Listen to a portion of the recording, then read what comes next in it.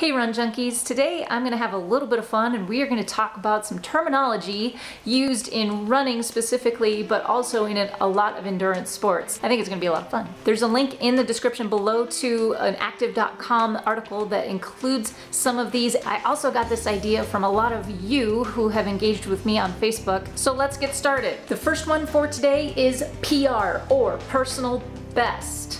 PR, personal best. Okay, so PR is actually personal record, but we use PR and personal best interchangeably. This is when someone beats their own record and it's a benchmark for a lot of run junkies. For example, if you've done your first 5K at 35 minutes and the next time you do it at 34 minutes, that's your personal best or your PR. Again, we use them interchangeably. Makes no sense. The nice thing about PRs is that you automatically get a personal best the first time you do any given race. So if it's your first 5K, no matter how you come in, that's your personal best.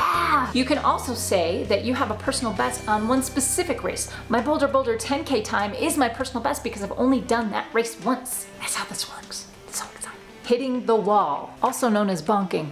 You hear a lot about hitting the wall, especially in longer distances. Hitting the wall is what happens when your body is working so hard and it's burning so much glycogen that your blood sugar level just drops dramatically, sometimes so quickly that it takes you by surprise. All of a sudden you feel sluggish and fatigued, and it is like you've just run into a wall, which is why we call it hitting the wall. Hashtag because science. This is why for a lot of those longer distances you are considering nutrition as a part of your race plan.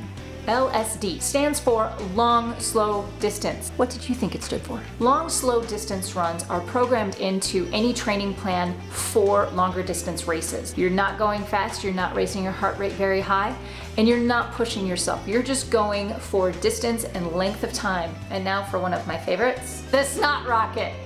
This is the technique, nay, the art in which you are expelling phlegm from your nasal cavity at high velocity. I mean, it really is a sight to behold. No, I will not demonstrate that here.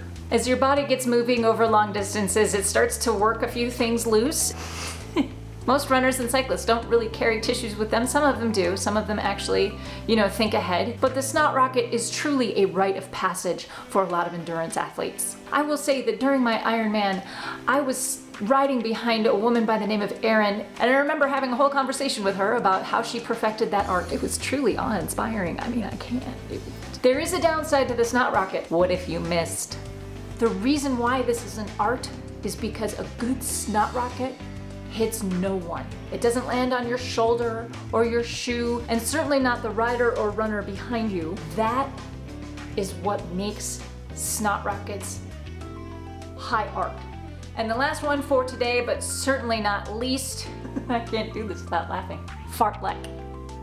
Kudos to you if you've ever used FARTLEK in a sentence without laughing. Seriously, FARTLEK is not a made-up word. It is Swedish for speed play. In this kind of workout, you are alternating faster speeds and slower speeds and medium and just kind of messing around with your speed. I'm sure there are really good reasons to do a FARTLEK workout. Personally, I think it's just so I can say FARTLEK workout. These kind of workouts are actually really good for getting faster. I do them all the time, but that term, FARTLEK, is probably up there in terms of one of my favorites. Anyway, those are the terms that I came up with today that I thought I would share with you. I know there are a lot more terms out there that need to be demystified, and I plan on getting to all of them. If you have a running, cycling, or endurance sport term that you would like me to demystify for you, go ahead and leave a comment in the box below, and please subscribe to this channel because I will be covering those in future videos. If you like this video, please give me a thumbs up. That's it for today's Training Tuesday. Thank you so much for watching.